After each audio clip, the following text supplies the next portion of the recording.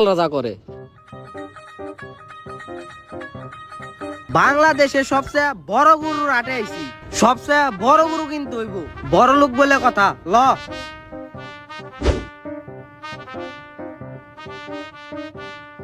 SK বাজারের সবচেয়ে বড় গরু কিনতে হইব, আর বাপে কইছে বাজারের সবচেয়ে বড় গরু নিতে হইব, কারণ আমাগো এলাকায় একটা স্ট্যাটাস আছে না, সবাইরে দেখাইতে হইব সবচেয়ে বড় গরু নিয়া।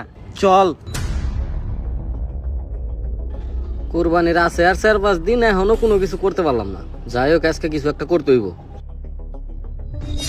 টাকা নিয়ে আইছি 5 লাখ, আজকে সবচেয়ে বড় গরু 5 কিনতে লাখ? হইব। ওই ভাই, এদিকে আহেন।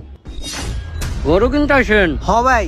তো কি ভাবে আসেন? ছোট গরু কিনবেন না বড় গরু কিনবেন? না ভাই, আমার সবচেয়ে বড় গরু লাগবে। এই হাটে যত বড় গরু আছে ওই গরুটাই আমার লাগবে। গরু সম্পর্কে আপনাকে দুই ভাইয়ের কোনো ধারণা আছে?